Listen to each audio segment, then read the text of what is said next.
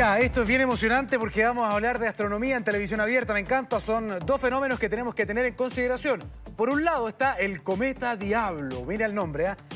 Se aproxima a la Tierra, mientras que el próximo lunes, 8 de abril, un eclipse solar total va a tapar el Sol a lo largo de unos 6.700 kilómetros. Estamos en contacto con Pablo Cuéllar, un privilegiado a quien envidio mucho en este momento, que va a estar ahí, ¿no? En el epicentro, en el lugar más espectacular para ver este fenómeno. Y también estamos conectados con Premio Nacional de Ciencia, astrónomo, divulgador, un rockstar, ¿no? El maestro, profesor José Massa. ¿Cómo está, profesor? Bienvenido. Muy bien, aquí en mi casa, no fui a Texas yo. No pudo. Pablo también, lo sumamos nuevamente. ¿Cómo estás, Pablo? ¿Todo bien? Hola Daniel, hola profe, totalmente privilegiado me siento porque por circunstancias de la vida me encuentro aquí en Texas y voy a tener el privilegio de mañana estar presente ante este eclipse solar total al 100%, ¿ah? Es algo que no ocurre en otras partes del mundo. Exactamente. Profesor, vamos de inmediato a hablar respecto de la expectación que hay con este fenómeno. En Chile hemos tenido, en los últimos años hemos sido privilegiados, ¿ah? Varios eclipses solares totales también, pero en este caso particular se habla de que sería especial por la duración. ¿Qué tiene de especial este eclipse y por qué dura tanto? Son como 4 minutos de oscuridad total. Claro. Bueno, en general los eclipses, dependiendo de las condiciones, los eclipses totales pueden durar desde pocos segundos hasta lo más largo son 6-7 minutos. Ah, ya. Son muy raros los eclipses de 6-7 minutos. La mayoría de los que tuvimos en Chile duraron 2 minutos de fracción. 2 minutos 20, 2 minutos 25. El del Valle del Elqui, de La Serena y La Higuera, y el del sur, que se anduvo medio aguando, además estaba el COVID, yo no lo vi, ese duraba como 2 minutos 10. Este de Texas dura 4 minutos 20, incluso más abajo, porque el eclipse parte en el Pacífico, entra por México y sube, pasa por Texas y sube y termina en Terranova, bueno, allá en el fondo, en la salida del río San Lorenzo, entre Canadá y Estados Unidos. En México dura, en Durango, buen nombre, dura 4 minutos 28, Ya. casi 4 minutos y medio. Hacia arriba va durando un poquito menos. Ya cuando pasa por Buffalo, ahí cerca de los Grandes Lagos, dura como 3 minutos y tanto. Pero 4 minutos es un privilegio. Yo que sentí en la piel el eclipse de La Serena, ahí en el estadio La Portada, uno se sobrecoge con solo 2 minutos de oscuridad. Yo creo que 4 minutos de oscuridad debe sentirse como una eternidad. Pero hay un eclipse, sí, que esto no es noticia todavía, pero va a serlo, Daniel. Hay un eclipse en Luxor. Ajá. En Luxor, el 2 de agosto del 2027, que va a durar 6 minutos y medio. Upa. 6 minutos y medio, que ese es el más largo de los últimos 500 años. Vamos a tener que ir, profe. Así que tenemos que ir a ir en camello a Luxor. Exactamente, ¿no? Abate hermoso, Egipto. Pablo, ¿cuál es la sensación ambiente también? Queda muy poco, estamos en cuenta regresiva, sabemos que mucha gente va a capturar incluso eclipses, viajan de otros países para poder vivirlos. Por lo tanto, ¿qué es lo que está pasando allá? Exactamente, Daniel, aquí hay un fervor bastante grande en el estado de Texas en general. Yo me encuentro en la ciudad de Austin, que es la capital de este estado, bastante grande en Estados Unidos. Esta es una principal arteria, la calle número 6. En este momento hay varios locales cerrados. Esta es como la bella vista de Texas y por lo tanto se cierran también estas calles durante la noche para que la gente pueda transitar libremente. Como te decía, hay mucha expectativa. La gente en verdad está muy emocionada con el eclipse. De hecho, el gobernador del estado ha decretado estado de emergencia. Imagínate tú, estado de emergencia para así poder activar mayor cantidad de recursos para que estén preparadas las policías, los equipos de ambulancias, de bomberos ante cualquier situación que ocurra, ojalá que no, algún incidente por la gran cantidad de personas. En mi caso, personalmente, nosotros nos vamos a trasladar hasta un parque nacional que se encuentra aquí en Texas para poder divisar este eclipse, que sería más o menos a las 2:32 de la tarde, hora chilena, 1:32 hora de Texas. Como decía, vamos a tener el privilegio de verlo al 100%, es decir, que la luna se interpone ahí entre el sol y la tierra y se va a oscurecer todo acá. Por eso justamente es algo que ha generado mucha expectación y además es algo que no va a ocurrir en Estados Unidos, dicen por lo menos en los próximos 20 años. Profesor, ¿qué es lo que hoy día la ciencia puede aprender de esto? Porque hay gente que dice, no, es un lindo panorama, pero los científicos están emocionados también. La NASA, van a haber unos cohetes sonda, aviones que van a estar recorriendo esto. ¿Qué es lo que podemos aprender de un evento como este? Bueno, lo que se puede aprender, el Sol es una gran bola de gas, que es algo que no es muy entendido transversalmente. Es una gran bola, es una nube, pero que la parte densa, que es la que emite más luz, es la que vemos como una bolita, pero se extiende hacia afuera el doble o el triple más. Esa atmósfera muy dispersa, que se llama la corona solar, emite mucha luz, pero como el Sol emite tanto más, la corona no la vemos nunca. Pero cuando la Luna la tapa completamente, queda a la vista toda la corona. Y la corona tiene materia ionizada, es decir, átomos que han perdido los electrones y por lo tanto son muy susceptibles de moverse en el campo magnético solar. Entonces se ven como unos flecos, como una mecha que tiene el Sol, dependiendo de la actividad magnética del minuto. Ahora el Sol se está acercando a un máximo solar y por lo tanto puede ser que la corona se vea en todo su esplendor. Y tapando la Luna era la única manera antes, en el siglo XIX, de ver la corona. Ahora hay instrumentos coronógrafos que producen un eclipse artificial y uno puede observar la corona eclipsando la fotósfera solar. Pero un coronógrafo puede ser bueno, pero el mejor coronógrafo del planeta es poner la Luna delante del Sol. Entonces, yo sé que van equipos de Estados Unidos a México y a lo largo de Estados Unidos van a estar observando la corona solar, pero muchísimo. Es un espectáculo que se produce muy raramente. Hay 2 eclipses al año. Pero caen en cualquier parte. Sí, y el eclipse es una franja muy angosta. Exacto. Ahí, de hecho, en Texas, bueno, si uno se mueve de Dallas a Waco, ahí está en el medio del eclipse. Y ya Austin creo que está un poquito más cerca del borde. Y uno se mueve en Houston, no va a ser un eclipse total, va a ser parcial. Ahora, va a ser parcial en todo Estados Unidos, sí, pero una franja de 200 kilómetros es donde va a ser total. Exactamente, va a estar la sombra más concentrada. Ahí justamente donde está Pablo Cuellar, donde el día se va a convertir en noche, donde baja la temperatura. Bueno, ya lo sentimos también en el norte, ¿se acuerda, profe? Sí. Pablo, ¿va a haber algún tipo, ya dijiste que hay una actividad especial, van a haber medidas extraordinarias también para poder controlar el orden, pero ¿has leído algo también allá en la prensa? Y te lo pregunto de una manera un poco informal, aunque se enoje el profe Massa, corro el riesgo, pero cada vez que hay un evento como este, también tenemos redes sociales y han habido una sarta también de leceras que se están diciendo que esta alineación va a provocar no sé qué cosa, que junten comida. ¿Hay algún tipo de comentario en redes sociales, por lo menos allá, o es todo celebración? No, mira, yo he visto bastante poco de desinformación con respecto a este tema. Sabemos que aquí en Estados Unidos las agencias espaciales, aeronáuticas son bastante reconocidas a nivel internacional y por lo tanto tienen información fidedigna ahí al alcance de la mano, ¿no? Por lo tanto también va a participar, de hecho la NASA, tú también lo decías ahí, Daniel, dentro de este mismo fenómeno que va a ocurrir el día de la mañana. Por lo tanto yo creo que hay una esperanza, una expectativa a lo que va a suceder este día lunes, durante la hora de almuerzo más o menos de nosotros y también aquí de Estados Unidos. Por lo tanto, ha habido poco espacio para la desinformación, que es bastante buena. Hay muchas personas que se aprovechan en redes sociales para justamente atacar, crear noticias falsas en torno a este tema. Sin embargo, aquí es todo celebración. Y te lo cuento como anécdota. Ayer que vinimos a cenar justamente aquí a esta misma calle y había un pianista dentro del restaurante y preguntó que levanten la mano las personas que son de Texas. 10 personas levantaron la mano. Levanten la mano las personas que no son de Texas. Y fue la gran mayoría del restaurante. Y él decía, claro, todos vinieron aquí a ver el eclipse. Es un tremendo, ¿no? Sí, es una señal de celebración también, celebración científica, astronómica, cultural. Es espectacular. Ahora, hablemos de otra cosa, profesor Massa.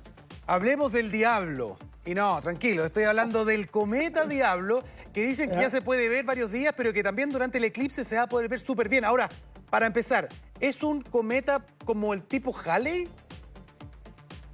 No es un cometa como el Halley, nadie se haga la ilusión. Es un cometa relativamente menor. Bueno, los cometas, una cosa es el tamaño físico del cometa y otra cosa es la cola que tiene. Ajá. Y la cola y se le forma al cometa, que la pierde, porque el cometa es hielo. Al acercarse al Sol, el hielo se sublima, el hielo se transforma en vapor y se forma una coma, una cabeza al cometa. Y la radiación solar y el viento solar le forman la cola. La cola el cometa la pierde. Y la cola y la coma dependen de lo que se acerque al Sol. Este cometa, creo haber leído que en el momento más cercano al Sol va a estar como a 1,5 unidades astronómicas, 1,6. Entonces no se va a calentar mucho y por lo tanto no tiene una cola esplendorosa. No es un cometa como eso que está mostrando allá abajo, no, nadie se vaya a creer que va a hacerse una bufanda con la cola. No, este es un cometa chiquitito y que dicen que está en magnitud 4. Y para lo que esta es la jerga de los astrónomos. Las estrellas más brillantes del cielo son magnitud 1. Después la 2, la 3, la 4, la 5 y la 6. Es decir, 4 es como de mediano para picante. Y en Santiago, yo creo que se ve con suerte estrella magnitud 1 y magnitud 2. No se ve nada. ¿Y el Halley qué categoría era por el brillo? Yo creo que el Halley en el paso del 86, que fue bastante malo porque nosotros no estábamos cerca del cometa. El cometa pasó por el otro lado de la órbita de la Tierra, pero debe haber sido magnitud. Bueno, es difícil, la magnitud es la luz integrada del cometa. Entonces puede haber sido magnitud -3 o -4, pero no era un golpe a la vista. No, este es magnitud 4. Dicen que con unos binoculares se puede ver y está muy cerca de Júpiter. Los que miren el cielo, en la tarde-noche, cuando se está oscureciendo, se ve un farolazo muy bonito que se está poniendo. Ese es Júpiter. Y el cometa bueno, no es el Diablo, creo que se llama Pons-Brooks. Ese es el nombre real del cometa. Ese cometa se ve cerca de Júpiter. Con unos anteojos, mirando Júpiter, uno podría ver el cometa. Ya, eso es una pregunta importante, profe. El cometa Diablo, se va a ver entonces... el Sol tapado, se va a ver Júpiter para un lado y Venus para el otro. Y se va a poder ver el cometa durante el eclipse. Ya, pero desde acá de Chile se puede ver también el cometa, se puede ver el Diablo, ¿no? Claro, por supuesto. En la tarde, cuando uno ve a Júpiter bajito, yo hace poco lo vi ahí en el norte, con unos binoculares. Júpiter es precioso, se ven todas estas rayas, se le ven los satélites, muy cerquita de Júpiter, un poquito como para el norte, pero ahí depende de donde uno esté en el cielo, se puede ver el cometa. Pero hay que verlo con binoculares. Bueno, si tiene muy buena vista, podría decir ahí parece que lo veo. Yo creo que eso es lo que podría lograr alguien con buena vista. Profe, ¿por qué este nombre? En general los elementos descubiertos, las rocas, los planetas, tienen nombres súper fomes, con letras, con números, pero en este caso es el Diablo. ¿Nos puede explicar usted por qué se hace esta mención? No, fíjate que yo no tengo idea, así que desgraciadamente yo estoy medio retirado de las copuchas astronómicas. Alguien le puso eso. Mira, ahora antes los astrónomos efectivamente... Los cometas dicen, este es 12P, que es periódico, 12 porque el 12º cometa, no sé qué, y le ponen los nombres de los descubridores. Pons-Brooks, 2 descubridores. Ahora, si alguien dijo que esto traía mala onda y no sé qué, entonces lo llamó el Diablo, pero es como la luna de gusanos, la luna de no sé qué, eso es puro chamullo que... Le ponen algunos. A lo mejor aquí nos pueden dar mejores datos. Pablo, dale, ¿qué pasó? Sí, bueno, aquí en Estados Unidos también se está discutiendo mucho este tema del cometa Diablo, porque imagínate tú, la doble suerte que tienen aquí en la nación norteamericana de ver 2 grandes fenómenos al mismo tiempo, ¿no? Tanto el eclipse solar total como el paso del cometa Diablo. Y según lo que dicen acá los expertos en la prensa norteamericana, que este apodo del Diablo se le da porque ha perdido parte de su fragmento, su composición en el último tiempo, y eso le hizo generar como 2 cachitos a este cometa. Tiene cuernos. Claro, como una especie de cuerno, y eso le hace atribuirle justamente este tema de Diablo. Sabemos que estos cometas llevan ahí hielo, roca, polvo, pero en el último tiempo ha perdido ahí parte de su composición, y eso lo hace tener ahí como 2 cuernos. El destino final de todos los cometas, José, profesor, es desaparecer porque se van desintegrando. Por eso es que uno ve esta coma, esta cola. Con los años, quizás con muchos años, todos van a desintegrarse finalmente, porque es hielo. Sí, absolutamente. Absolutamente. Todos los cometas que vemos no son cometas históricos. el sistema solar es histórico en el sentido que hayan hecho lo mismo que vemos hacer hoy día. El más famoso, que es el Halley, cada 75, 76 años pasa por el Sol. Y cada vez que pasa por el Sol se derrite como 1 metro el cometa. Ajá. Y el cometa tiene como 20 kilómetros. Entonces le da como para 20.000 pasadas. Pero 20.000 pasadas son unos pocos millones de años. Lo que pasa, los cometas viven allá lejos, lejos, más lejos que el viejito Pascuero, en lo que se llama las nubes de Oort. Está súper helado. Y muy de repente uno se cae, se mete y da la vuelta y pasa cada 1 millón de años. Claro. Y eso no es peligro. Pero Júpiter, que es el matón del barrio, de repente viene un cometa pasando, quiere pasar piolita y darle la vuelta al Sol. Júpiter lo desvía y lo mete en una órbita más corta y lo transforma en periódico. Perfecto. Pero como cometa periódico, ninguno de estos, si se derrite 1 metro por año, y los cometas normalmente tienen 15, 20 kilómetros, es como el Aconcagua un poquito más grande, es un cerro grande el cometa, pero si se derrite 1 metro por año, no va a durar mucho. Ahora, profesor, quiero seguir con usted. Pablo, te voy a despedir por el momento. Sí. Insisto, con toda la envidia que tenemos desde acá, desde Chile. Felicitaciones por lo que estás haciendo además. Pablo, nuestro editor internacional, que sigue instruyéndose además en los Estados Unidos también. Pablo, vamos a retomar contacto contigo en cualquier momento. Gracias, te dejamos por ahora. Sí. Daniel, sí, poner atención a que este cometa pasa cada 71 años, así que es la última oportunidad, por lo menos para muchos de nosotros, para como generación ver este cometa, así que es importante. El 21 de abril dicen que va a ser la fecha donde se va a poder ver con mayor percepción, sin embargo, claro, como decía el profe Massa, ahí con algún implemento también binocular o telescopio. Que esté muy bien, un abrazo grande desde Chile. Chao, Pablo, cuídate mucho. Chao. Chao, chao.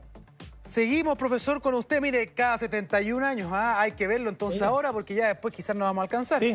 Profesor, quería aprovechar que lo tenemos a usted acá, un hombre que habla de divulgación científica, que siempre tiene opinión respecto también de la educación. Y probablemente hay niños que nos están viendo ahora, fin de semana, cambio de hora, están viendo estos temas. La astronomía genera mucha pasión en los niños y las niñas. Y en este momento del año, estamos entrando a abril ya. Lamentablemente, profesor, no sé si usted ha estado al día con la contingencia, pero hay muchos niños que todavía no tienen matrícula. Hay un problema con la educación, sobre todo también en la zona norte, que es pasmoso. Después de la pandemia, con todas las clases que se perdieron además, y ahora hay niños que todavía no tienen matrícula, profesor. Bueno, en realidad es terrible. Yo creo que yo lo he dicho muchas veces y te lo reitero aquí. Sí. Chile, lo más importante que puede hacer, lo más importante, bueno, ya había un presidente que decía que gobernar era educar, Pedro Aguirre Cerda. Lo más importante que se puede hacer para el desarrollo de Chile es educar a los chilenos. El material más importante no es el litio, no es el cobre, es el cerebro de los 20 millones de chilenos. Y si no lo pulimos, si no lo educamos, el país no tiene futuro. Tiene un presente un poco ambiguo, porque en realidad creo que hay una cantidad enorme de gente que ha sido educada en niveles tan mediocres que no entienden lo que leen, y no entender lo que leen significa no entender, porque si tú se los lees tampoco lo entienden. Entonces, si tenemos una población que la mitad de la gente no entiende, ¿cómo tenemos la pretensión de ser un país desarrollado? Lo primero que tenemos que hacer para ser un país desarrollado es desarrollar el cerebro de los niños y las niñas, en pre-kinder y en kinder. Ahí tenemos que partir. Ahí está la semilla.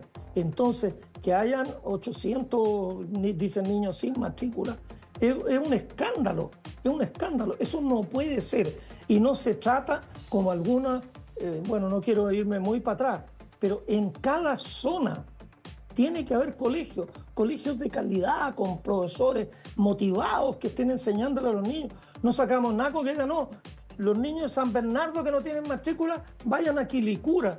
Esa cuestión no puede ser. Un niño no puede recorrer todo Santiago. Tenemos en cada zona, en cada comuna, que tener colegios de calidad. Y se ha enfatizado mucho la gratuidad. Claro que sea gratis es muy importante, porque hay mucha gente que no tiene el privilegio de poder pagar para la educación de sus hijos.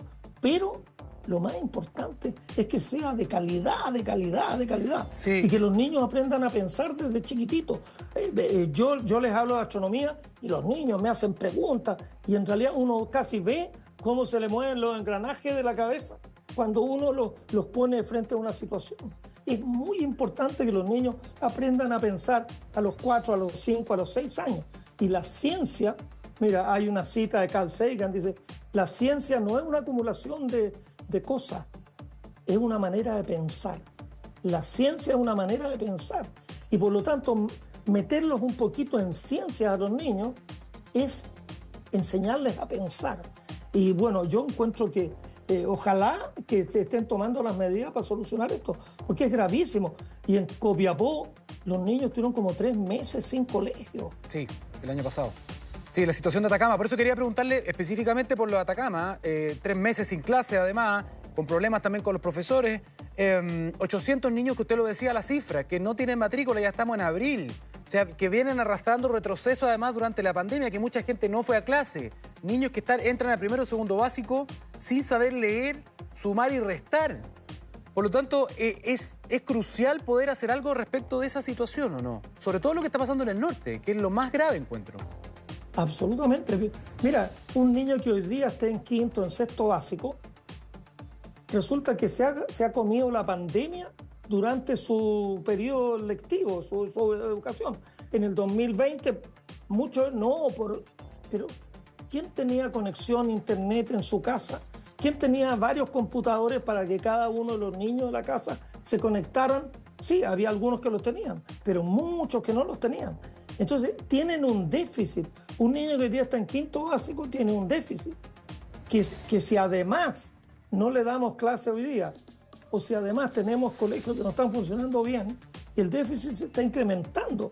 Cuando esos niños terminen cuarto medio, vamos a tener una promoción de gente aún peor. Yo siempre digo, Chile progresa si los niños y los jóvenes que cumplen 18 son mejores que la generación de uno. Ahí vamos progresando. Pero si la generación que va a salir en 5 o 6 años más es peor que la anterior, entonces vamos progresando para bajito. Profesor, usted... Yo lo encuentro que requiere un acuerdo nacional. Usted, a ver, entendiendo que estos son procesos que llevan mucho tiempo, pero ¿usted esperaba algo diferente? Porque si hay algo que sí podemos decir respecto del gobierno actual, es que muchos de ellos provienen, quien es hoy día presidente, ministro, etcétera, provienen de las movilizaciones estudiantiles.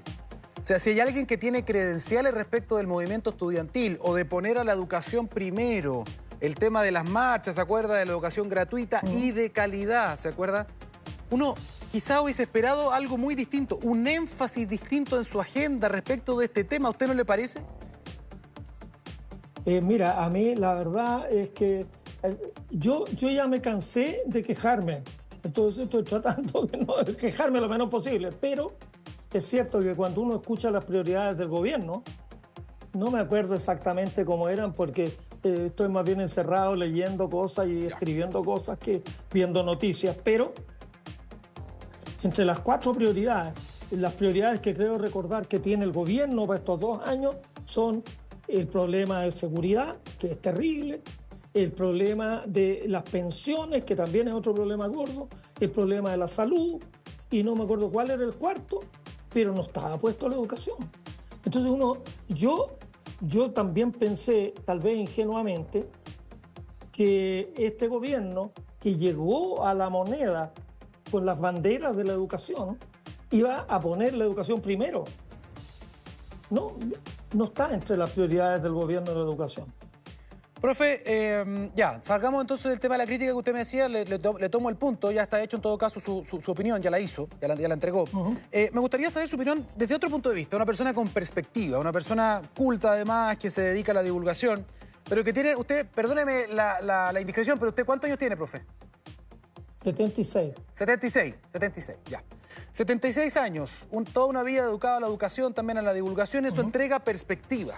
¿Qué me puede decir respecto de la integración o de la posibilidad de las personas que son adultas mayores incluso, de trabajar? ¿Hay facilidad? ¿Usted cómo lo ve? ¿Usted lo habla con sus amigos, etcétera? Porque hay personas que dicen que de cierta edad para arriba ya es casi imposible. Bueno, yo creo, mira, yo personalmente, bueno, yo no soy ejemplo tal vez para nadie, pero yo me acabo de jubilar a los 75. La ley me permitía jubilarme 10 años antes, pero a los 65 yo me sentía tan válido como en todos los años anteriores. Pues seguí. A los 75 dije ya, había una presión, de alguna manera uno siente una presión social de que, bueno, ya, pues, ¿hasta cuándo? ¿Por qué no te jubilás? Ya, jubílate para que podamos contratar a alguien. Te empiezan a empujar para sacarte de la silla en donde estás sentado. Yo creo que es un desperdicio. La gente de 65 a 75, 80 tiene una experiencia y una sabiduría que dan los años que no existe en otros lados. Yo no digo que sea ni mejor ni peor, pero es un punto de vista distinto. Y una sociedad se nutre con distintos puntos de vista. Entonces yo creo que, mira, yo creo que hay profesores retirados que a lo mejor podrían ir 1 o 2 días a la semana a reforzar matemáticas. Hay profesores de matemáticas que les encanta seguir en un contacto. Y bueno, si tienen la experiencia y las ganas, pucha, ojalá los colegios pudieran contratarlos. No para que se levanten a las 6 de la mañana, ya uno no se quiere levantar temprano, pero ir al mediodía, agarrar o en la tarde reforzar unos niños en matemáticas o en historia. Hay mucha gente que puede aportar, pero la sociedad como que a los mayores, bueno, los etiqueta rápidamente. A ti yo creo que nunca te han puesto en ninguna parte, Daniel entre paréntesis tantos años. No. A mí desde hace 10 años me ponen mi nombre entre paréntesis los años que tengo. Como diciendo, este gallo, los años es como la fecha de vencimiento. Este gallo ya tiene que salir luego porque a todos los mayores nos ponen ahí cuántos años tenemos. Y bueno, y uno no se pone más inteligente con los años, pero no necesariamente más tonto. Y entonces uno se puede seguir haciendo cosas. Yo las sigo haciendo y me sigo entreteniendo. Y yo creo que puede ser el aporte que yo hago es que estoy escribiendo libros de astronomía para niños y han sido extraordinariamente exitosos, contra todo pronóstico, incluso exitosos más allá de lo que yo pensé. Yo soy bien optimista, pero vender 30.000 libros para niños, de uno, y del otro he vendido 25.000, son muchos libros, y los niños me ven, ¡ay, ya, yo quiero ser astrónomo como usted! Uno les está enseñando a pensar, y eso a mí me deja el corazón calentito. Cuando vuelvo a mi casa después de haber estado hablando con niños, yo digo, pucha, vale la pena transmitirle un interés y una pasión a los niños por pensar. Yo creo que pensar y leer. Fíjate que en Chile leemos muy poco. En Chile no nos enseñan a leer. Nos enseñan cómo leer, que es distinto. Pero para enseñarle a leer a uno, tienen que hacerlo leer. Yo por ahí leía un día que en Corea los niños tienen que leer un libro a la semana. En el año los niños en Corea leen 50 libros. Mira. En 10 años de estudio leen 500 libros. Acá, si un profe en Concepción me decía que él era profesor de lenguaje y lo hacía leer un libro al mes. Y casi le hicieron una revolución los apoderados. Que ¿cómo se le ocurría que los niños van a poder leer un libro al mes? Un libro al mes lo consideraron que era ya casi un exceso, que serían 10 libros al año. No, en Chile, un chileno promedio lee 2 libros al año. Y espérese el impacto de la inteligencia artificial en esos procesos. Vamos a ver cómo va a impactar. Oiga, ¿por qué salen esos globitos, profesor? ¿Está de cumpleaños? ¿Salieron unos globitos en su...? No. Unos globitos en su imagen. Yo soy inocente y no estoy de cumpleaños. Ya. Oiga, profe, ya que estamos hablando de la edad, quería preguntarle, aprovechando de esto, del aporte, la experiencia, la perspectiva, el conocimiento, la templanza, todo lo que se puede nombrar, de una persona que ya ha vivido hartos años, ¿no? En diferentes áreas del conocimiento, usted lo dice. Podría ser un aporte interesante siempre y cuando, claro, sea voluntario, sea vocacional, que no sea solamente una forma desesperada para poder vivir porque tengo una mala pensión, que ahí también hay otro tema gigantesco, ¿no? Pero hay un proyecto de ley, y me gustaría preguntárselo en base a esto, de un diputado que está presentando la idea, y me gustaría saber su opinión, de que en las elecciones, en los comicios, que ahora estamos hablando siempre de voto voluntario, ¿cierto?, que los adultos mayores, por ejemplo, puedan ser eximidos de esta obligación. Entonces me parece, yo no le quiero dar mi opinión, no quiero ensuciar ni contaminar su opinión, pero ¿qué opina usted cuando escucha un proyecto como este, una idea como este? Que sean eximidos de votar. Que no sea obligatorio para los adultos mayores. Para todo el resto sí. Bueno, mira, no me parece, porque las discriminaciones, cuando se discrimina a la gente, incluso con discriminaciones positivas, igual estás segmentando en grupos. Claro. Fíjate que, como alguien decía por ahí, uno siempre, creo que era la Isabel Allende, uno siempre se siente más joven que lo que dice el carnet. Siempre. Y cuando tienes 40 te parece que tenés 25. Y cuando tenés 70 y tantos como yo, a mí me parece que tengo 50. Me miro al espejo y digo, pucha, estoy deteriorado, pero eso es otra cosa. Pero uno se siente igual. Pero ¿por qué de aquí para adelante te voy a poner una casilla? Ya, te voy a echar. O te voy a dar ciertos privilegios. Pero no, tratemos de discriminar lo menos posible. Ahora, si un adulto mayor tiene problemas de movilidad, si está un poco enfermo, mira, con la elección ahora que hay una discusión, si se tiene que votar 4 papeletas en una mesa, hay como, para hacer la aritmética simple, hay como 240 votantes. Sí. 8 horas son 480 minutos. Es decir, tocamos 2 horas por minuto. Si estamos todos formados y hay 2 horas por minuto en las 8 horas para poder votar.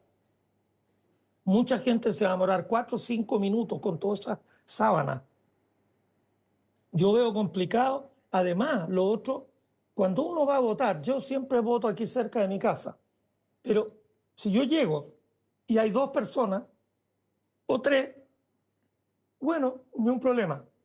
Pero cuando tengo que hacer una cola de 20, 25 y estoy 40 minutos esperando, cuando era voluntario, a veces estuve a punto de irme, porque yo decía, bueno, pucha, ¿por qué me hacen esperar tanto? Porque había una sola caseta para emitir el voto, etc. Entonces, yo creo que mientras más expedito sea la votación, es mucho mejor. Hay otros países donde uno puede votar por correo. Acá en Chile nunca se ha permitido votación por correo. Pues se puede buscar una forma de hacer más gentil la participación. Y que yo creo que todos participemos de vez en cuando. A mí también me parece bueno. No me parece bueno que uno diga, no, son todos iguales, da lo mismo. No da lo mismo. A nadie le da lo mismo. Pero se requiere un esfuerzo de mirar quiénes son los candidatos, qué líneas representan, cuáles son las motivaciones. Uno puede ser ecologista, el otro puede ser de no sé qué, de no sé cuánto. Bueno, hay que informarse y decir, yo prefiero que este tipo esté dando opinión en un consejo o que sea el alcalde, etcétera. Ahora, a mí me llama la atención el proyecto, se lo vamos a decir después al diputado, pero en general se tiende a pensar que hay una subestimación también, es decir, uno cuando va a cubrir las elecciones, a nosotros nos toca ir a todas las elecciones como Mega Noticias, ¿no? Y probablemente las personas que están más contentas de ir a votar, cuando tú hablas con ellos, son los adultos mayores. Y te dicen, yo vengo siempre. Y de hecho, son los más disciplinados, son los primeros que llegan, son los que tienen súper claro también su voto. ¿Por qué? Porque dicen, a mí no me vienen con cuentos. Yo tengo 30 elecciones en el cuerpo, tengo todos estos gobiernos, yo ya sé quién es quién. Entonces ellos tienen perspectiva. Claro, yo creo que en realidad, por lo que dices tú, si uno dice, ¿quiénes son los que no están ni ahí con votar? Los que tienen menos de 30. Y los que ya, mira, yo la primera elección voté el año 70. Man. El año 70 voté. Y después voté el 73. Y bueno, cuando pudimos votar, he votado en todas las elecciones. Pero entonces, para mí una elección es una ceremonia cívica y yo parto para allá y voy. Pero los jóvenes, no, cuando no era inscripción obligatoria, no se inscribían. No me interesa.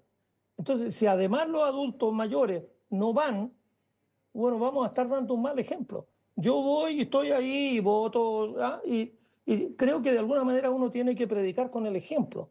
Si yo le digo a mis hijos, bueno, tengo nietos chiquititos que no tienen derecho a voto, pero a mis hijos, si les digo, ya, pues anda y vota, pero no, yo me voy a quedar aquí porque me da lata ir a votar. Entonces yo nunca le dije a mis hijos, les puse un estándar más alto que el que yo me ponía a mí mismo. Yo siempre fui a votar y ellos viendo ese ejemplo también se inscribieron y fueron a votar. Así que no me parece bueno, no me parece la discriminación positiva anda hasta por ahí. Ahora, en algunas cosas, cuando en un banco, yo a veces profito de aquello, cuando en un banco hay una tremenda cola y hay una caja preferencial para adultos mayores, pucha, claro, es que uno se cansa más de estar mucho rato de pie y es bastante agradable que a uno lo atiendan más rápido, o también en el servicio en el registro civil. Yo pedí hora y como adulto mayor me dieron un número especial y yo llegué y habían 2 personas y me llamaron a mí. Sí, fue súper expedito. Entonces eso de repente puede tener sentido, pero eximirlos de ciertas obligaciones que tienen todos los ciudadanos es como decir, bueno, estos ya son ciudadanos de una calidad menor, que ¿para qué queremos saber la opinión de los viejos? Porque en el fondo, es decir, ojalá con esto vengan menos a votar los viejos y así, yo no sé, ahora puede haber un punto político, porque los viejos tendemos a ser más conservadores que los jóvenes. Los jóvenes se creen que lo saben todo y los viejos sabemos que no sabemos todo, que sabemos muy poquitito, entonces uno tiende a ser más conservador y entonces a lo mejor si dejan voto voluntario para los viejos, van a sacar votantes conservadores del padrón.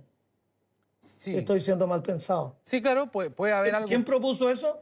Lo vamos a tener aquí un ratito más, no se preocupe. Si ahí lo vamos a estar conversando junto con él también. Ya, voy a escuchar los argumentos. Así que va a estar interesante también eso, entender también el por qué, ¿no? Porque muchas veces se confunde el respeto con o estas discriminaciones positivas de alguna manera, hasta que también tienden a subestimar a parte de la población. A Chile en particular, además, tiene una población que está envejeciendo, ¿no? La cantidad de personas que tienen sobre 70, sobre 80, sobre 90, incluso centenarios, está aumentando. Por lo tanto, todo esto que estamos conversando está cobrando relevancia. Va a haber algún momento en el que vamos a tener que hacer esta conversación, profesor, ya de manera seria, respecto también de la posibilidad, a lo mejor, de trabajar más años, de mantenerse más activo, porque lo peor que le pasa a las personas, insisto, a quienes tienen la alternativa, es que cuando se retiran de sus trabajos, cuando se jubilan, yo he visto mucho esto, y probablemente usted también lo ha visto, personas que se apagan, profesor, se desactivan y se van hacia abajo mentalmente. Es impresionante. Sí que sí. No, bueno, y lo otro, Daniel, que uno tiene que tener en cuenta, yo cuando era niño en Parral, los abuelitos de mis amigos se morían a los 55 años. Mira. La esperanza de vida en Chile en los años 50 del siglo pasado eran 54, 55 años. Entonces, poner la jubilación a los 65 hubiera sido una locura en esa época. La gente trabajaba 30 años, empezaba a trabajar a los 20, a los 50 se jubilaba y a los 55 se moría.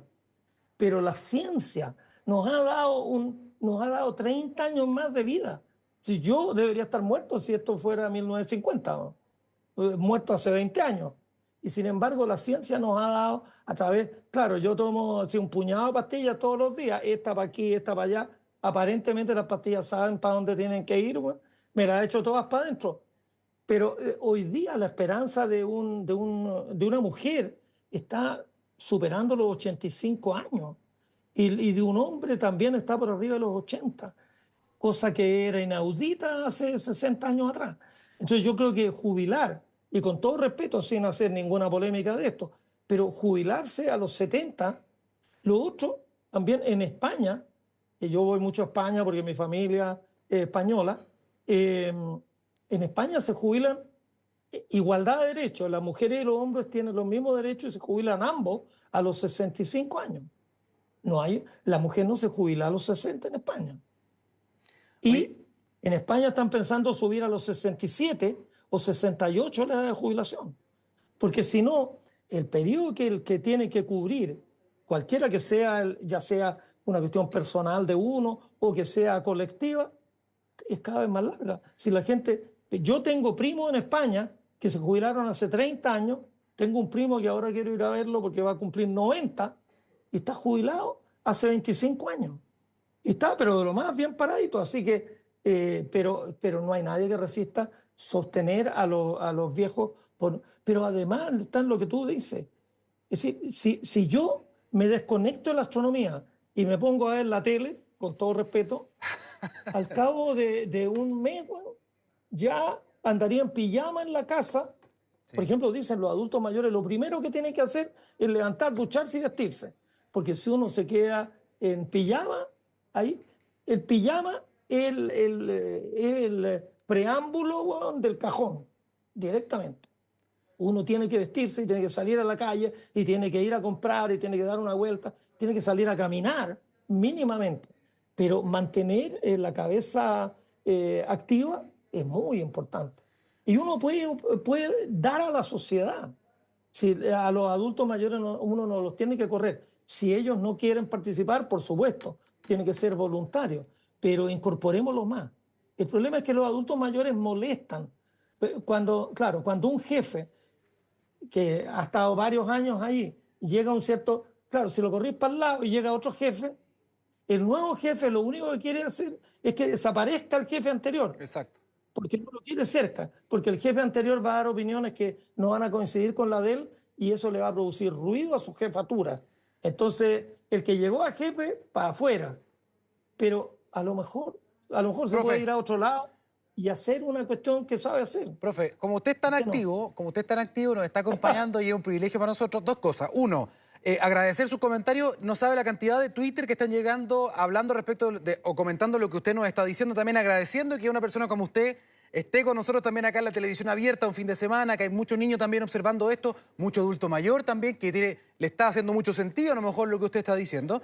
Pero además queremos que se mantenga con nosotros, profe, porque queremos sumar a la conversación de quién estábamos hablando, ¿no? De este proyecto de ley. Estamos ya en contacto con el diputado demócrata Víctor Pino.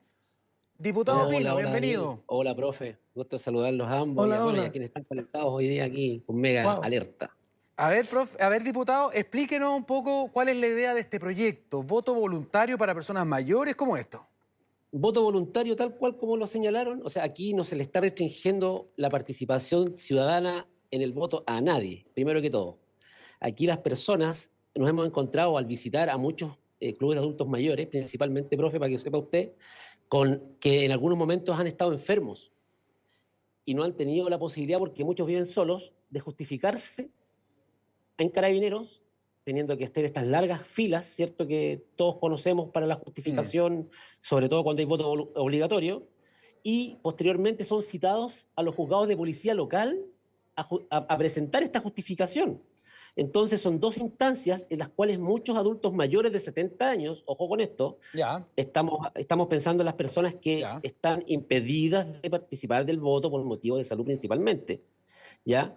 Entonces vemos que se transforma en una carga para los adultos mayores, que por lo general muchos viven solos y tampoco tienen los recursos para poder desplazarse para hacer estos trámites. Entonces tenemos dos situaciones bien puntuales. Primero es el tiempo y el segundo es la salud, bueno, si le sumamos también los recursos que disponen muchas veces. Hay personas que se encuentran ya sobre los 70 años con muchas enfermedades, otros que no, como vemos al profe, ¿cierto?, que está todavía muy activo, recién jubilado también, pero no todos tienen esa bendición, lamentablemente. Diputado Pino. Y en eso yo quiero también ser bien enfático de que hemos tenido de parte de familiares de adultos mayores que están viviendo estas situaciones un reconocimiento y agradecimiento a este proyecto, porque son ellos también los que muchas veces se ven obligados a llevar a sus adultos mayores a las justificaciones, incluso ver cómo llevarlos a lugares en que tienen que votar a largas distancias todavía. Diputado, mire, claro, usted ha tenido su feedback también haciendo su trabajo territorial, ha escuchado la respuesta de algunos grupos de adultos mayores. Efectivamente, con el profe Massa aquí estábamos conversando respecto a su proyecto, pues lo estábamos pelando, como se dice, ¿no? Aquí me está diciendo entonces que esto va a estar enfocado en personas mayores de 70 años, por lo tanto no es el adulto mayor como conocemos, que es más de 65, que hay una diferencia importante. Ahora, aquí hay algo clave también que es relevante.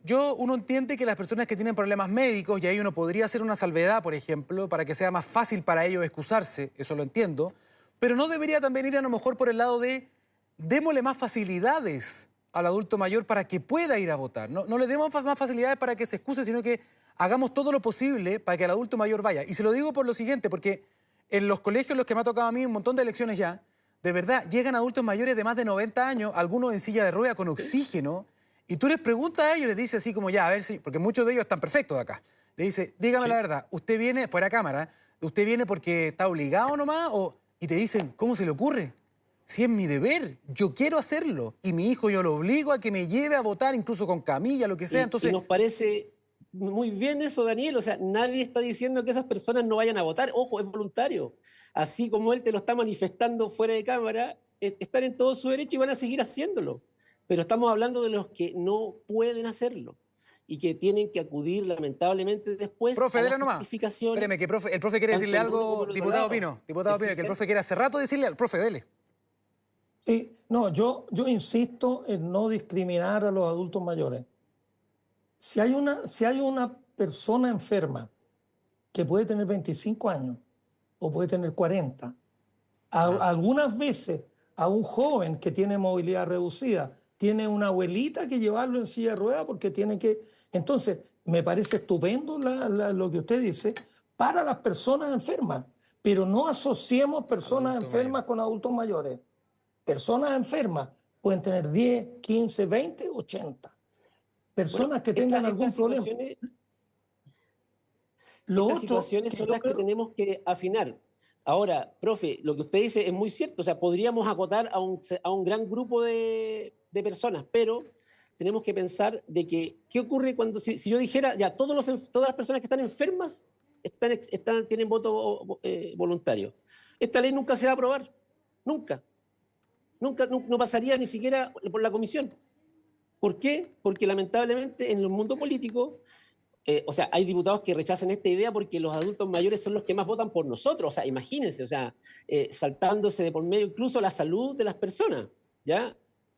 A ese nivel, ¿ya? Este proyecto no nos gusta porque los adultos mayores son los que más votan por nosotros, entonces si van obligados nos sirve. O sea, por favor, ¿de qué estamos hablando? Aquí lo que nosotros queremos con este proyecto que nos firmamos en esta idea de poder legislar, a lo menos para un grupo acotado de la población, profesor. A lo menos para un grupo acotado, porque como le digo, se sobreentiende de que las personas enfermas en general deberían tener esta salvedad de poder tener un voto voluntario. Personas que están postradas quizás de 40 como 50, pero ese es otro proyecto que quizás podríamos impulsar. Sí. Con nombres acotados diputado, con grupos acotados de personas siempre funciona mejor porque podemos avanzar. Entiendo si lo hacemos general, lamentablemente, va a ser más difícil. Esto es muy complicado. Sí, yo entiendo lo que usted está diciendo, pero también entiendo el punto de vista del profe. Me imagino que estamos todos en sintonía en ese sentido de no asociar continuamente la enfermedad, claro, con el adulto mayor, ¿no? Que eso es parte también de esta tendencia del edadismo, ¿no? Y el profe, además, iba a sumar otro punto, que quedó ahí con la palabra, así que, profe, dele. ¿Qué iba a decir? Ya se me fue la onda, estoy muy mayor, güey. No diga eso. Se pone hasta irónico, ¿no? ¿Qué iba a decir, profe? Dele, ¿no? No, lo otro es que yo creo que hay dos cosas que a mí me parecen que deberían ser. Los adultos mayores deberían votar en mesas que tengan menos votantes, mesas más chicas, de modo que el adulto mayor cuando vaya no tenga que mamarse una cola de 2 horas. Pues eso sí que en realidad es casi una violación a los derechos humanos, bueno, que uno tenga que hacer una cola enorme al sol. En algunas, claro, ahora no, en el invierno no es tanto problema, pero cuando tenemos que votar en diciembre con un calor terrible y la cola está toda al sol, entonces los adultos mayores deberían, porque el problema es que las mesas se van desgranando porque algunos tienen el mal gusto de morirse y entonces juntan varias mesas y las mesas de los adultos mayores siguen siendo muy numerosas. Entonces yo creo que sería mejor que las mesas de los adultos mayores se quedaran chiquititas, se fueran extinguiendo como mesas a medida que se van yendo los compadres para otro lado. Pero entonces eso haría más fácil votar. ¿Profesor? Eso haría más fácil votar. Y lo otro es que uno no tenga que ir a la comisaría, uno se puede excusar por internet. Si ahora todo es por internet, bueno, una excusa por internet. Y si a uno lo llaman, uno va a tener que presentar papeles. O uno podría escanear los papeles y ponerlos en el internet. Pero es decir, ayornémonos también. Si ya no estamos para ir a hacer colas enormes. Si todo se hace por internet. Profe, diputado, Es muy cierto lo que usted dice, Sí. profe, y no creo que no se ha planteado. Por ejemplo, la comisaría virtual en pandemia funcionó perfecto, verdad. entregándonos permisos para todo. Es verdad. Claro. Pero para esto no Es verdad. funciona. Entonces, y es por lo que le digo, o sea, no se aprueban las cosas porque nos sirve que vayan a votar como sea. Diputado, Y eso, diputado. para mí, por lo menos, no es algo que Mire, debe ser. veamos lo siguiente, diputado, profesor, sigamos en esta conversación que está muy interesante. Gracias por estar acá, de verdad. Tenemos comentarios de la gente en redes sociales respecto de esto. Abramos la conversación.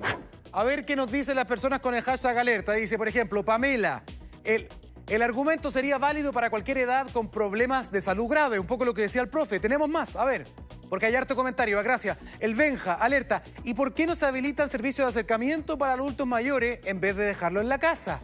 Que es también lo que habíamos comentado, diputado. Vamos a ver otro más, a ver.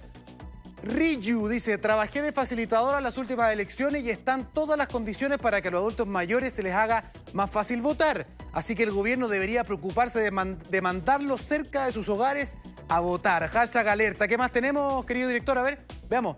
Ahí está, mire. Me quedo pegada cada vez que aparece el profe Massa. Mr. Massa, excelente visión, tremendo máster. Qué bien que le den tribuna. Claro que sí, siempre en alerta. ¿Qué más tenemos, querida directora? Mauricio Azúa Flores dice, qué bueno ver la entrevista que Daniel Silva le hace al gran José Massa. Saludos al profe, se agradece escuchar su experiencia y los tirones de oreja para facilitar la votación en las elecciones. Tenemos más, esto no se acaba.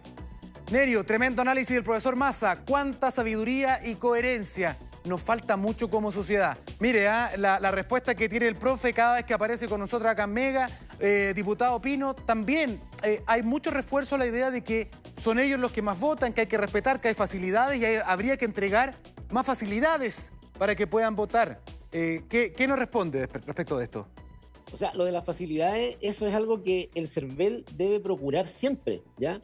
Ahora, nosotros hemos solicitado en diferentes instancias el que pueda darse, primero que todo, los últimos 2 plebiscitos que tuvimos en las elecciones, nos encontramos con que la georreferenciación no había funcionado para una gran parte de los ciudadanos del país.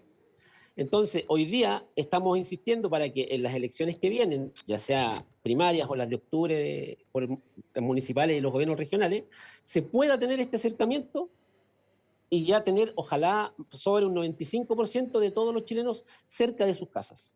Y en eso estamos muy lejos aún. Todavía el CERVEL no nos da las respuestas para decir, como bien decían ahí, que los locales de votación estén cerca de las casas. Esa es una responsabilidad que está ya establecida por ley, de que se debe votar cerca del domicilio. ¿Ya? Eso es importante, sí, pero sí. no se ha cumplido a cabalidad en las últimas votaciones. Oiga, diputado, Entonces, me llama mucho los la acercamientos. Sí. Sí, dígame, Daniel. Sí, es que me llama mucho la atención porque estoy viendo más comentarios en redes sociales respecto de esto. Mucho adulto mayor que está conectado, ojo, conectado a las redes sociales también entregando su opinión. Entonces, Luisa Carrasco aquí, la voy a leer yo, que me lo mandó interno, dice, sucede que nos temen, dice, nos tienen miedo a los adultos mayores porque claramente tenemos en nuestras manos... Sí. Espere, pero escuchemos el tuit, dice, tenemos el resultado de la elección, hemos vivido tanto que sabemos lo que es mejor para nuestro país.